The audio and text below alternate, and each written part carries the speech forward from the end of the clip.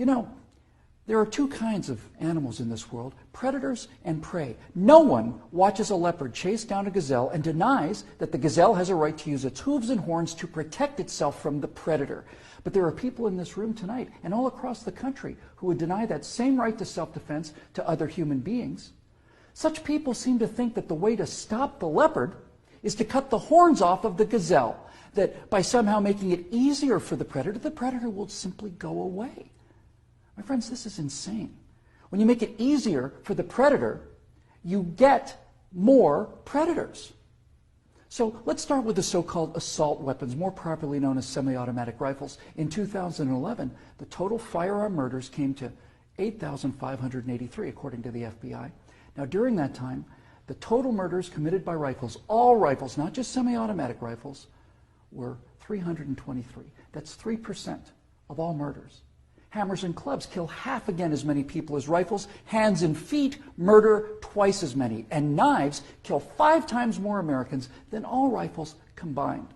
Preventable medical errors kill about 98,000 people per year. Medical malpractice kills more than 12 times as many people as are murdered in the U.S. each year. That's more than 300 times the number killed by all rifles, not just the so-called assault rifles. And yet, no one talks about limits on hammers or knives or doctors or hospitals. No one does that because the good we perceive from hammers and knives and doctors far outweigh their perceived harm. And yet, studies show that firearms prevent anywhere from 800,000 to over 2 million violent crimes every year. The lowest estimate means that 100 times more violent crimes were prevented with firearms than the total murders committed with firearms. That's 100 times as many. Now, in October of 2007, Amanda Collins was walking to her car after a night class at the University of Nevada at Reno. Amanda had a concealed carry permit for her 9mm Glock that she carried for self-defense.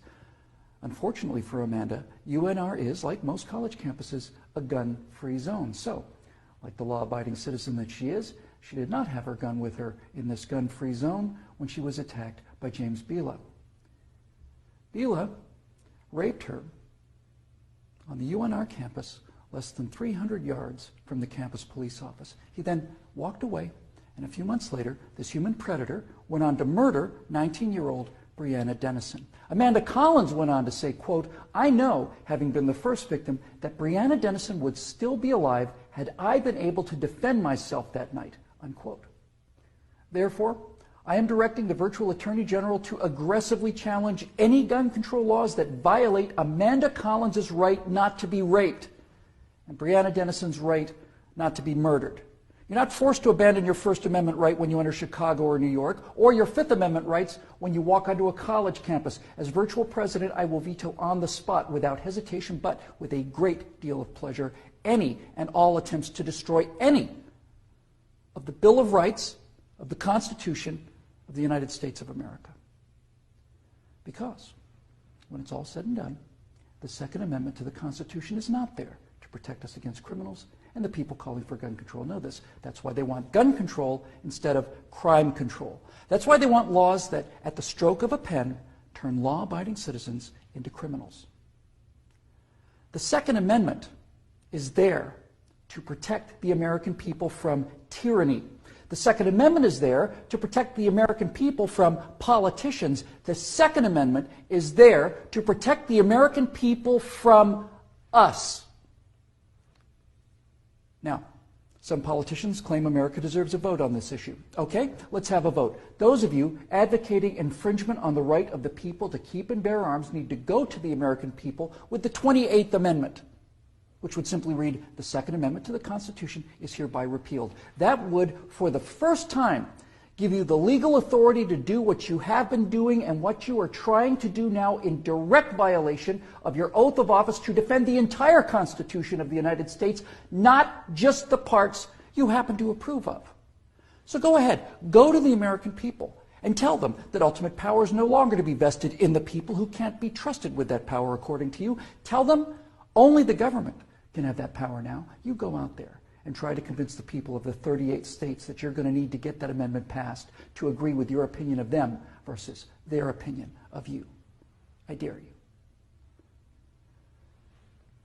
12 million unarmed men, women, and children were unable to resist being murdered by their own National Socialist government in Germany.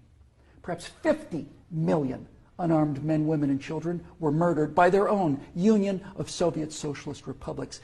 50 million Chinese murdered by their own government under Mao, who also disarmed his people. And in Cuba, and in Vietnam, and in the killing fields of Cambodia. Now you say that can't happen here? You say we're protected? By what? By the Constitution that you're in the process of destroying? You are in violation of your oaths of office by so much as introducing this legislation, let alone passing it.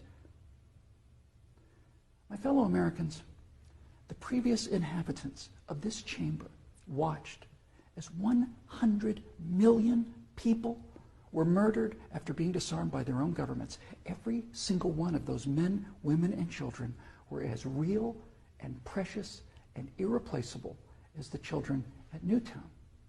And I tell you here and now that I will be damned if I will let that happen to the American people.